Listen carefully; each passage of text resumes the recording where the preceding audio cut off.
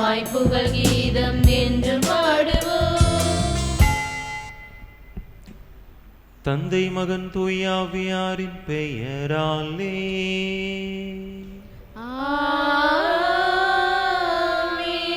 நம் ஆண்டவராகிய இயேசு கிறிஸ்துவின் அருளும் கடவுளின் அன்பும் தூய ஆவியாரின் நட்புறவும் உங்கள் அனைவரோடும் இருப்பதாக. உம் ஆன்மாவோடும் இருப்பதாக.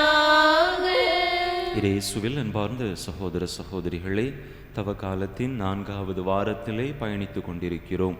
இயேசுவினுடைய பாடுகளின் நாட்கள் மிக அண்மையில் இருக்கின்றன. எனவே இந்த நாட்களில் இன்னும் அதிகமாக இயேசுவினுடைய பாடுகளுக்கு, காயங்களுக்கு ஆறுதல் அளிக்கக்கூடிய செயல்பாடுகளை நம்முடைய வாழ்க்கையிலே செய்வதற்கு முயற்சி செய்வோம். பிறரன்பு பணிகள் செய்வதன் மூலமாக, தான தர்ம செயல்கள் செய்வதன் மூலமாக நம்மால் இயன்ற சிறிய ஆறுதலை நம் ஆண்டவருக்கு கொடுக்க முடியும். எனவே அர்த்தமுள்ள விதத்தில் நம்முடைய வாழ்வு வாழ்ந்து, பிறரை மன்னித்து அன்பு செய்து ஏற்றுக்கொண்டு, அதன் மூலமாக இறைவனுக்கு ஆறுதல் அளிக்கக்கூடிய அன்பு பிள்ளைகளாக தொடர்ந்து வாழக்கூடிய மனதை இறைவன் நமக்கு தந்தருளும்படியாக தொடர்ந்து இந்த திருப்பலியிலே பக்தியோடு மன்றாடுவோம். தகுதியான விதத்தில் இந்த பலியை ஒப்பு கொடுக்க தடையாக இருக்கக்கூடிய நம்முடைய பாவங்கள், குற்றங்கள், குறைகள், பலவீனங்கள் அனைத்தையும் நினைத்து பார்த்து இறைவனிடத்திலே மன்னிப்பு வேண்டுவோம்.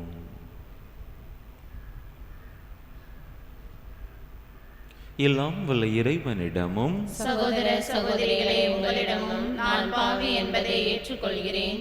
ஏனெனில் என் சிந்தனையாலும் சொல்லாலும் செயலாலும் கடமைகள் தவறியதாலும் பாவங்கள் பல செய்தேன்.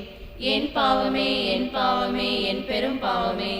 ஆகையால் எப்பொழுதும் கன்னியான புனித மரியாதையும் வானதூதர் புனிதர் அனைவரையும், சகோதர சகோதரிகளை உங்களையும் நம் தேவனாகிய ஆண்டவரிடம் எனக்காக வேண்டிக் கொள்ள மன்றாடுகிறேன். எல்லாம் வல்ல இறைவன் நம்மீது இரக்கம் வைத்து நம் பாவங்களை எல்லாம் மன்னித்து நம்மை நிலை வாழ்வுக்கு அழைத்து செல்வாராக. ஆமென்.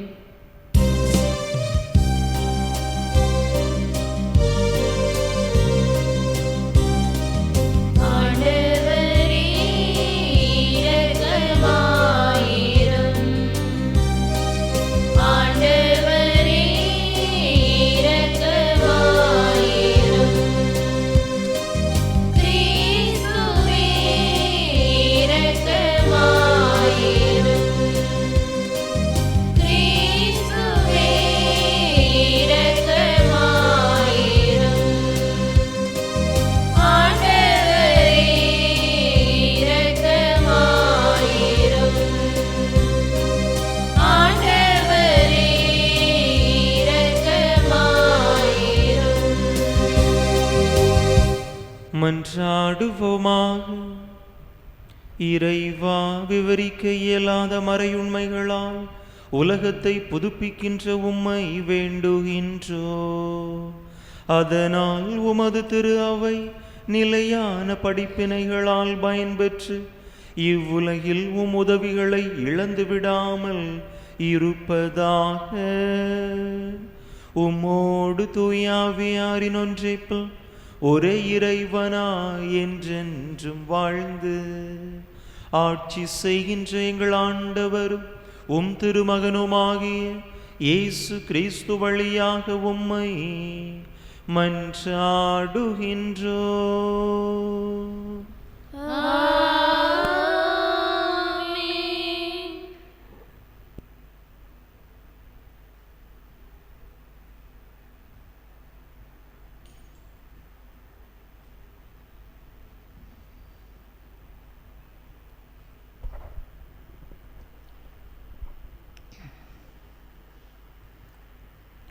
இறைவாக்கினர் எசையா நூலிலிருந்து வாசகம்.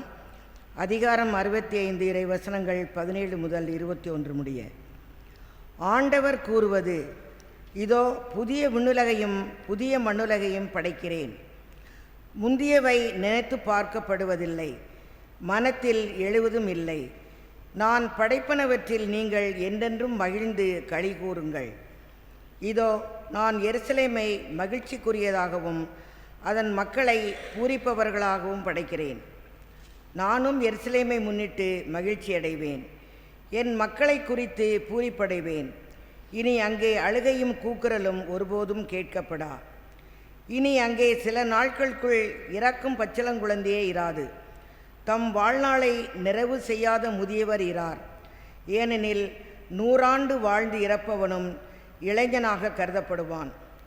பாவியோ 100 ஆண்டுகள் வாழ்ந்தும் சாபத்திற்கு உட்பட்டிருப்பான்.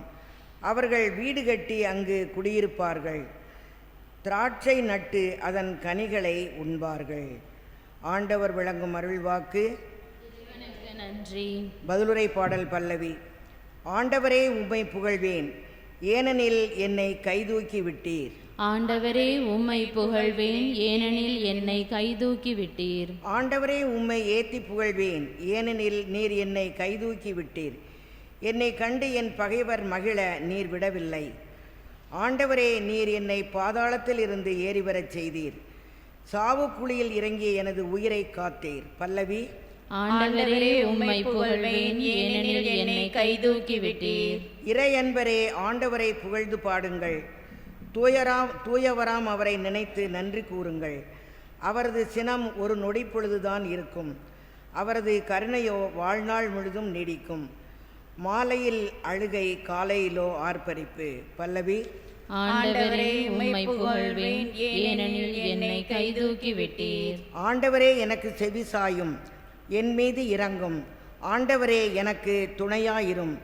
நீர் என் புலம்பலை களி நடனமாக மாற்றிவிட்டீர். என் கடவுளாகிய ஆண்டவரே, உமக்கு என்றென்றும் நன்றி செலுத்துவேன். பல்லவி. ஆண்டவரே உம்மை புகழ்வேன், ஏனெனில் என்னை கைதூக்கி விட்டீர்.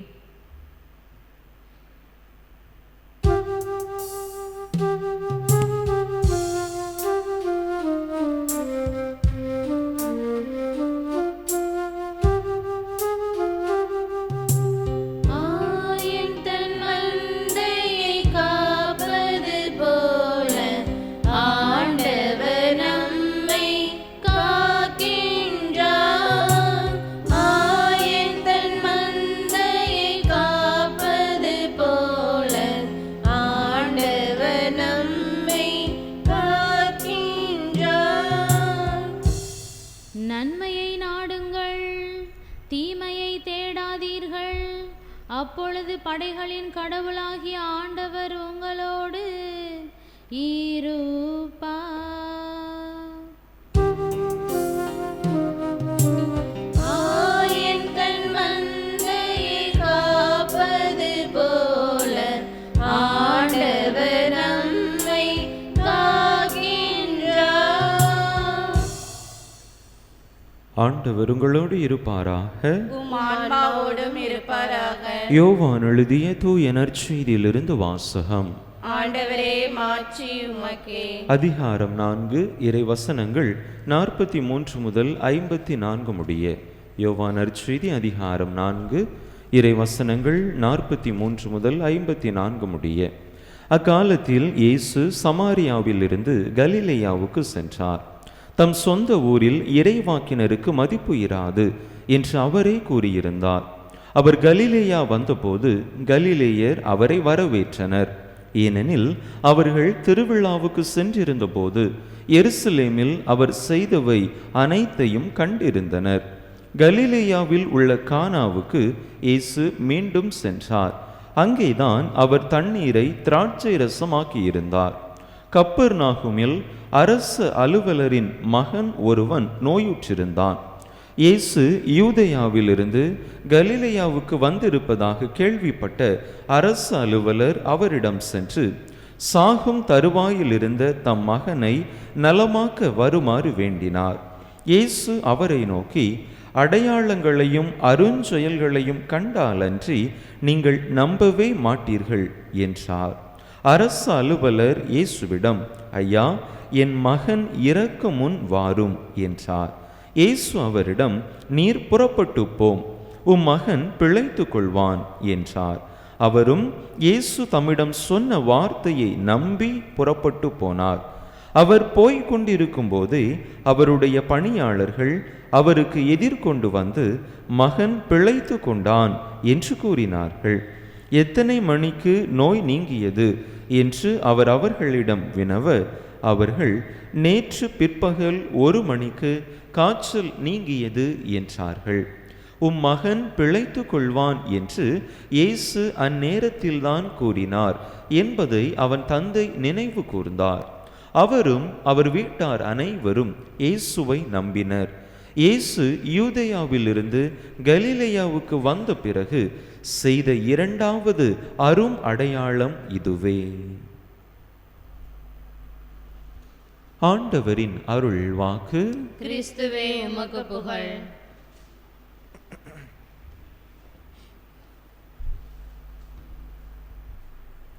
இயேசுவில் அன்பார்ந்த சகோதர சகோதரிகளே, வயதான பெண்மணி ஒருவர் இருந்தார். அவருடைய வாழ்க்கையிலே ஏராளமான நெருக்கடிகள், துன்பங்கள், இடர்பாடுகள், கஷ்டங்கள் என்று பலவித சோதனைகளுக்கு மத்தியில் தன்னுடைய வாழ்க்கையை வாழ்ந்து கொண்டிருந்தார். இருந்த பொழுதிலும் கூட எவ்வளவு துன்பங்கள் இருக்கின்றதோ அதைவிட பன்மடங்கு நம்பிக்கை மிகுந்தவராக தன்னுடைய வாழ்க்கையை வாழ்ந்து கொண்டிருந்தார். அந்த நெருக்கடிகளுக்கு மத்தியிலும் அவருடைய மனதிலே ஒரு அமைதி, எதை குறித்தும் கவலைப்படாத ஒரு சூழ்நிலை. அவருடைய பக்கத்து வீட்டுக்காரர்கள் பலரும் இவர் இந்த அளவிற்கு ஒரு தைரியமான பெண்ணாக, இத்தனை துன்பங்களுக்கு மத்தியிலும் கஷ்டங்களுக்கு மத்தியிலும் அமைதியாக இருக்கிறாரே, நம்பிக்கையோடு இருக்கிறாரே என்று அவர்கள் அனைவரும் இந்த பெண்மணியினுடைய வாழ்க்கையை வியந்து பார்த்தார்கள். ஒரு முறை அவருடைய தெருவில் இருந்த இன்னொரு பெண்மணி இந்த வயது முதிர்ந்த மூதாட்டியை சந்தித்து கேட்டார், அம்மா, உங்களுடைய வாழ்க்கையில் இத்தனை துன்பங்கள் இருக்கின்றன, இத்தனை நெருக்கடிகள், கஷ்டங்கள் இருக்கின்றன, இவை அனைத்திற்கு மத்தியிலும் எவ்வாறு உங்களால் அமைதியாக இருக்க முடிகின்றது? எவ்வாறு உங்களால் நம்பிக்கையோடு செயல்பட முடிகின்றது? உண்மையிலேயே நீங்கள் பெரிய நம்பிக்கைக்கு சொந்தக்காரர் தான் என்று அவரிடத்திலே பகிர்ந்து கொண்டார். அப்பொழுது அந்த பெண்மணி அந்த தன்னிடம் கேட்ட அந்த மற்ற பெண்மணியினிடத்தில் இவ்வாறாக பதில் சொன்னார், இல்லையம்மா, நான் அப்படியெல்லாம் பெரிய நம்பிக்கைக்கெல்லாம் சொந்தக்காரி அல்ல, நான் சிறிய நம்பிக்கை உடையவள்தான், ஆனால் பெரிய ஆண்டவருக்கு சொந்தக்காரி.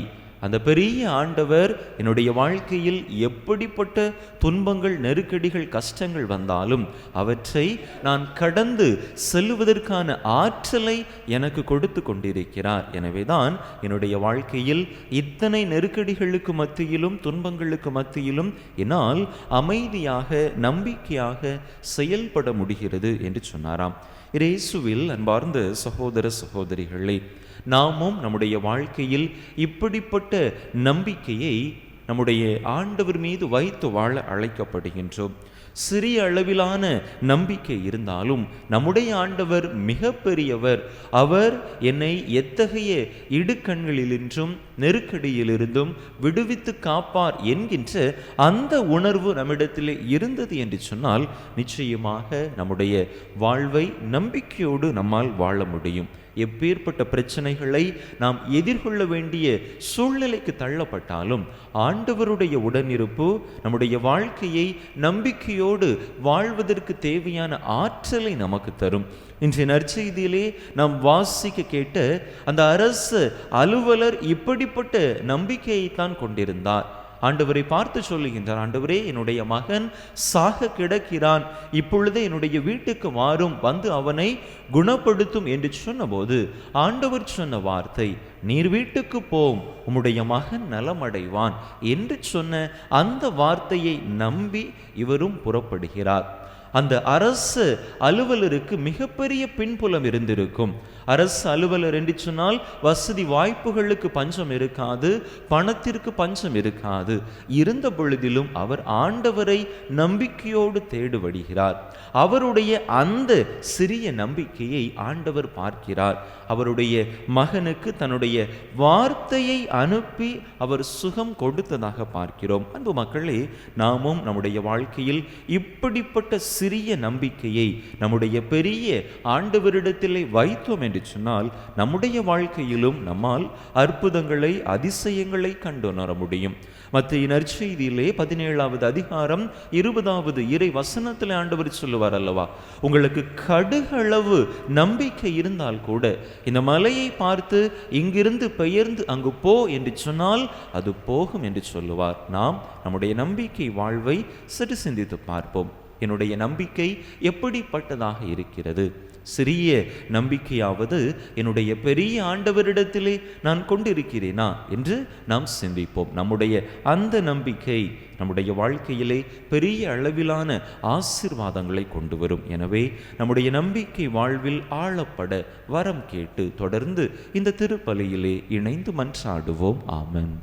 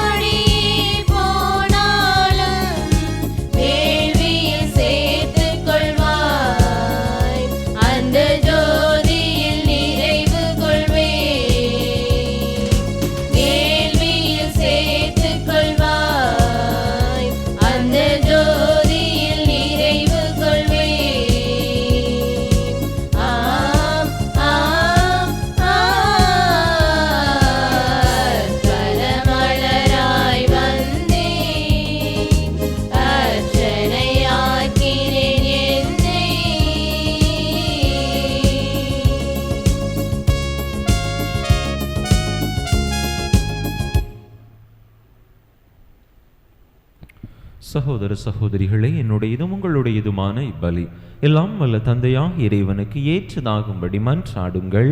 ஆண்டவர் தமது திருப்பெயரின் புகழ்ச்சிக்காகவும் ஆட்சிக்காகவும் நமது நன்மைக்காகவும் புனித திரு அவையின் அனைத்து நலன்களுக்காகவும் உமது கையிலிருந்து இப்பலியை ஏற்றுக்கொள்வாராக.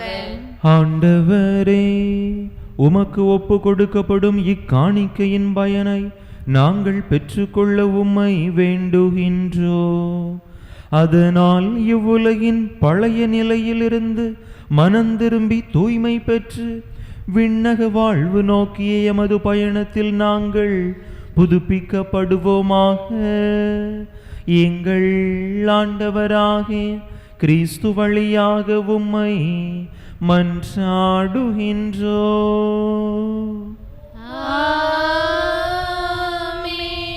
ஆண்டவர் உங்களோடு இருப்பாராக. ஆன்மாவோடும் இருப்பாராக. இதயங்களை மேலே எழுப்புங்கள். ஆண்டவரிடம் எழுப்பியுள்ளோம். நம் இறைவனாகிய ஆண்டவருக்கு நன்றி கூறுவோம். அதுவே தகுதியும் நீதியுமானது. ஆண்டவரே, தூயவரான தந்தையே, என்றும் உள்ள எல்லாம் வல்ல இறைவா, இந்நாளும் எவ்விடத்திலும் நாங்கள் உமக்கு நன்றி செலுத்துவது மெய்யாகவே தகுதியும் நீதியுமாகும். எங்கள் கடமையும் மீட்புக்குரிய செயலுமாகும். எங்கள் உண்ணா நோன்பின் வழியாக நீர் எங்கள் தீய நாட்டங்களை அடக்குகின்றீர், மனதை மேலே எழுப்புகின்றீர்.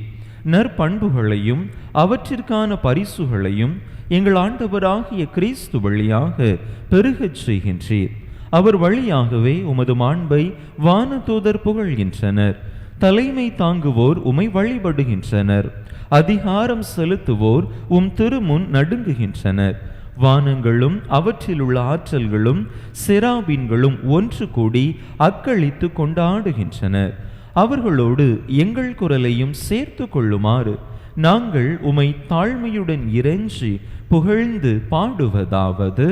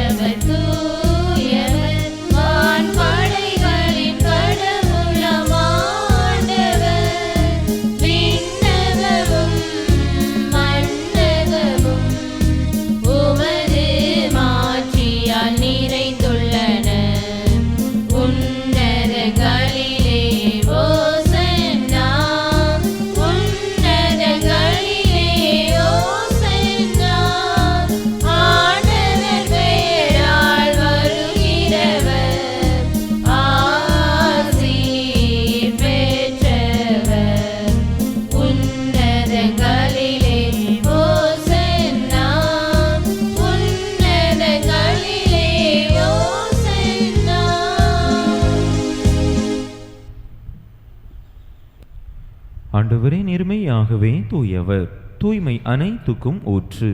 ஆகவே உம்முடைய ஆவியை பொழிந்து இக்காணிக்கைகளை தூய்மைப்படுத்த உம்மை வேண்டுகின்றோம். இவ்வாறு எங்கள் ஆண்டவர் இயேசு கிறிஸ்துவின் உடலும் இரத்தமுமாக எங்களுக்கு இவை மாறுவனவாக. அவர் பாடுபட விளம் கனிந்து தம்மை கையளித்த போது அப்பத்தை எடுத்து நன்றி செலுத்தி அதை பிட்டு தம் சீடர்களுக்கு அளித்து அவர் கூறியதாவது: அனைவரும் இதிலிருந்து பெற்று உண்ணுங்கள், ஏனெனில் இது உங்களுக்காக கையளிக்கப்படும் என் உடல்.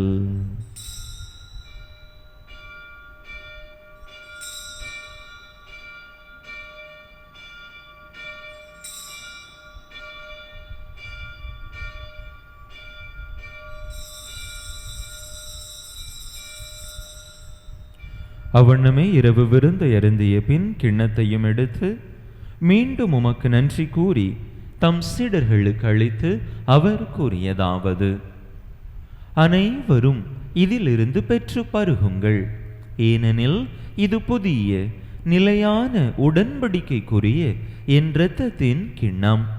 இது பாவ மன்னிப்புக்கென்று உங்களுக்காகவும் பலருக்காகவும் சிந்தப்படும். இதை என் நினைவாக செய்யுங்கள்.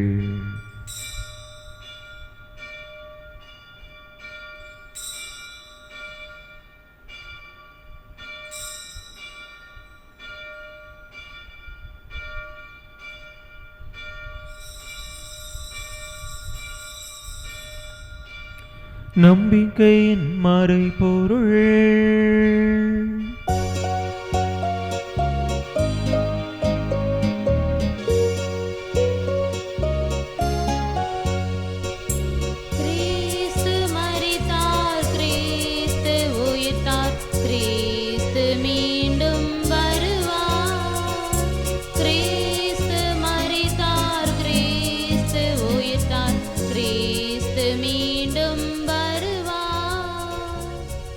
ஆகவே ஆண்டவரே, நாங்கள் கிறிஸ்துவின் இறப்பினையும் உயிர்ப்பினையும் நினைவு கூர்ந்து வாழ்வு தரும் அப்பத்தையும் மீட்பளிக்கும் கிண்ணத்தையும் உமக்கு ஒப்பு கொடுக்கின்றோம். உம் திருமுன்னின்று உமக்கு ஊழியம் புரிய தகுந்தவர்கள் என எங்களை ஏற்றுக்கொண்டீர். எனவே உமக்கு நன்றி செலுத்துகின்றோம். மேலும் கிறிஸ்துவின் உடலிலும் இரத்தத்திலும் பங்கு கொள்ளும் எங்களை தூய ஆவியார் ஒன்று சேர்க்க வேண்டுமென உமை தாழ்மையுடன் மன்றாடுகின்றோம். ஆண்டவரே, உலகெங்கும் பரவி இருக்கும் உமது திரு அவையை நினைவு கூர்ந்தருளும். எங்கள் திருத்தந்தை லியோ, எங்கள் ஆயர் ஸ்டீஃபன், எல்லா திருநிலையினர் ஆகிய அனைவரோடும் உமது திரு அவை அன்பில் நிறைவு பெறச் செய்தருளும். மேலும் உயிர்த்தெழும் எதிர்நோக்குடன் துயில் கொள்ளும் எங்கள் சகோதர சகோதரிகளையும் இறந்தோர் அனைவரையும் இரக்கத்துடன் நினைவு கூர்ந்து உமது திருமுக ஒளியினுள் ஏற்றருளும்.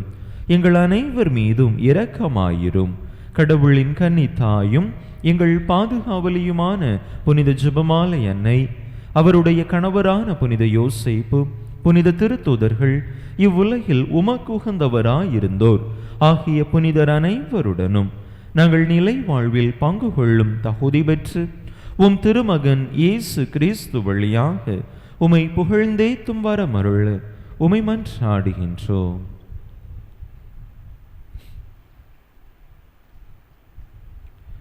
இவர் வழியாக இவரோடு இவரில் எல்லாம் வல்ல இறைவனாகிய தந்தையே, தூய ஆவியாரின் ஒன்றிப்பில் எல்லா புகழும் மாட்சியும் என்றென்றும் உமக்கு உரியதே.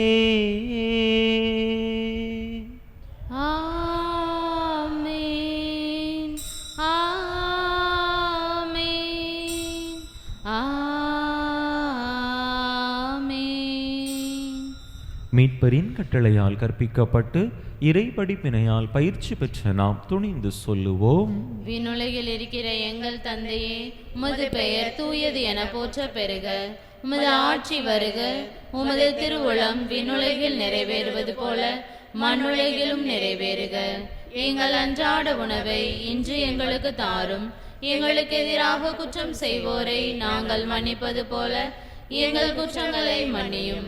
எங்களை சோதனைக்கு உட்படுத்தாதேயும், தீமையிலிருந்து எங்களை விடுவித்தருளும். ஆண்டவரே, தீமையான அனைத்திலிருந்தும் எங்களை விடுவித்து எங்கள் வாழ்நாளில் அமைதியை கனிவுடன் அருள உமை மன்றாடுகின்றோம்.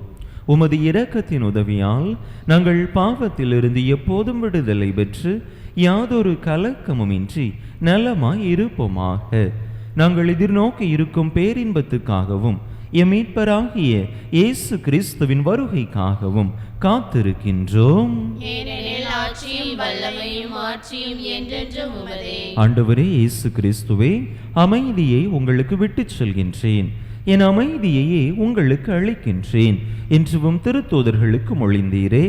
எங்கள் பாவங்களை பாராமல் உமது திரு அவையின் நம்பிக்கையை கண்ணோக்கி உமது திருவுளத்துக்கு ஏற்ப அதற்கு அமைதியையும் ஒற்றுமையையும் அளித்தருள்வீராக. என்றென்றும் வாழ்ந்து ஆட்சி செய்கின்றவர் நீரே.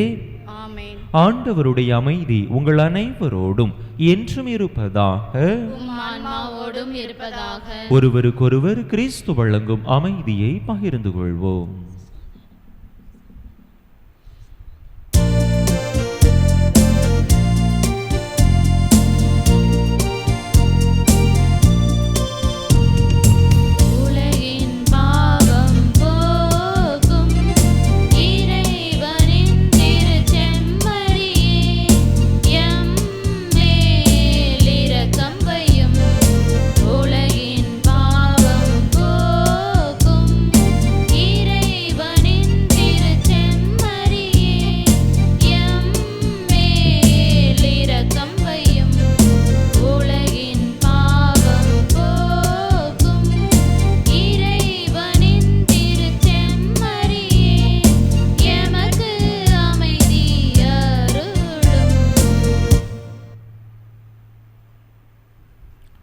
இதோ இறைவனின் செம்மறி, இதோ உலகின் பாவங்களை போக்குகின்றவர். இந்த செம்மறியின் திருவிருந்துக்கு அழைக்கப்பெற்றுள்ள நாம் பேறு பெற்றோம். ஆண்டவரே, நீர் என் இல்லத்தில் எழுந்தருளி வர நான் தகுதியற்றவள். ஆனால் ஒரு வார்த்தை மட்டும் சொல்லியருளும், எனது ஆன்மா நலமடையும்.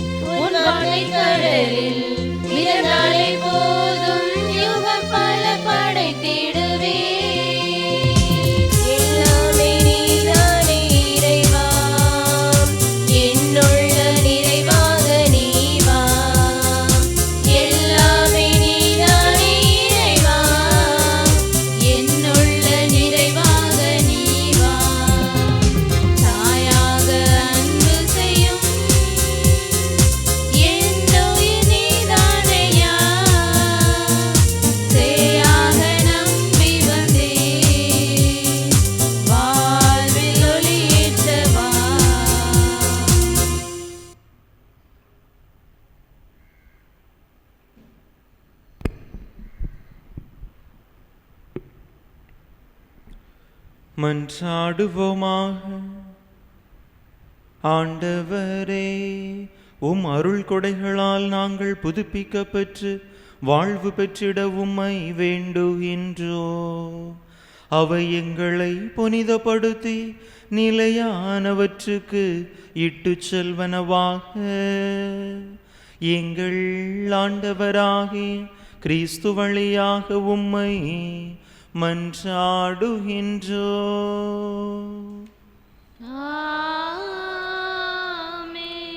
ஆண்டவர் உங்களோடு இருப்பாராக. உம் ஆன்மாவோடும் இருப்பாராக. எல்லாம் வல்ல இறைவன் தந்தை மகன் தூயாவியார் உங்களுக்கு ஆசி வழங்குவாராக.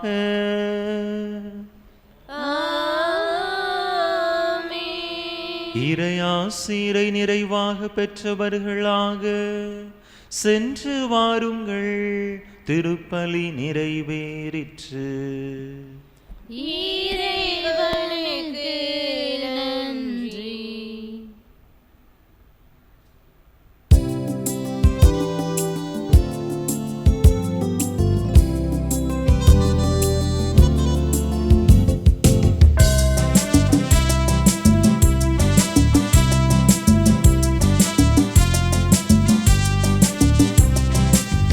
மனோகராணி வயகராணி மண்மீதிலே புனித மாதுனி. மனோகராணி வயகராணி மண்மீதிலே புனித மாதுனி.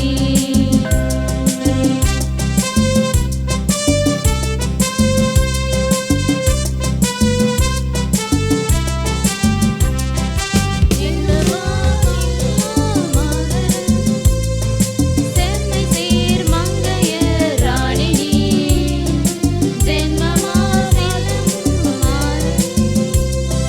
செம்மை சீர் மங்கைய ராணினி. பாவமேதும் இல்லா சீரி பாவிகளின் செல்வராணி பாதுகாத்து ஆழுவாயினி. மனோகராணி வயகராணி மண்மீதிலே புனித மாதுனி. மனோகராணி வயகராணி மண்மீதிலே புனித மாதுனி. திருப்பலியை நிறைவேற்றிய தந்தை அவர்களின் ஆன்ம நலனுக்காகவும் உடல் உள்ள நலனுக்காகவும் அருள் சகோதரிகளின் உடல் உள்ள நலனுக்காகவும் அவர்களது பணி சிறக்கவும் திருப்பலியில் பங்கேற்ற அனைவரின் குடும்ப நலனுக்காகவும் பிள்ளைகளின் நற்படிப்பிற்காகவும் உலக அமைதிக்காகவும் வேண்டிக் கொள்வோம். விண்ணுலகில் இருக்கிற எங்கள் தந்தையே, உமது பெயர் தூயது என போற்றப் பெறுக. உமது ஆட்சி வருக. உமது திருவுளம் விண்ணுலகில் நிறைவேறுவது போல மண்ணுலகிலும் நிறைவேறுக. எங்கள் அன்றாட உணவை இன்று எங்களுக்கு தாரும். எங்களுக்கு எதிராக குற்றம் செய்வோரை நாங்கள் மன்னிப்பது போல எங்கள் குற்றங்களை மன்னியும். எங்களை சோதனைக்கு உட்படுத்தாதையும் தீமையிலிருந்து எங்களை விடுவித்தருளும். ஆமேன். அருள் நிறைந்த மரியே வாழ்க. ஆண்டவர் உம்முடனே, பெண்களுக்குள் ஆசீர்வதிக்கப்பட்டவர் நீரே. உம்முடைய திருவயிற்றின் கனியாகிய இயேசுவும் ஆசி பெற்றவரே. புனித மரியே, இறைவனின் தாயே, பாவிலாய் இருக்கிற எங்களுக்காக இப்பொழுதும் எங்கள் இறப்பின் வேளையிலும் வேண்டிக் கொள்ளும். ஆமேன். தந்தைக்கும் மகனுக்கும் தூய ஆவிக்கும் மாட்சிமை உண்டாவதாக. தொடக்கத்தில் இருந்தது போல இப்பொழுதும் எப்பொழுதும் என்றென்றும் இருப்பதாக. ஆமேன். புனித ஜெபமாலை அன்னையே, எங்களுக்காக வேண்டிக் கொள்ளும். புனித ஜெபமாலை அன்னையே, எங்களுக்காக வேண்டிக் கொள்ளும். புனித ஜெபமாலை அன்னையே, எங்களுக்காக வேண்டிக் கொள்ளும். நிலையான புகழுக்குரிய தூய இறை நற்கருணைக்கு எல்லா காலமும் ஆராதனையும் புகழும் போற்றியும் மாட்சிமையும் உண்டாக கடவது. தந்தை மகன் தூய ஆவியாரின் பெயராலே ஆமேன்.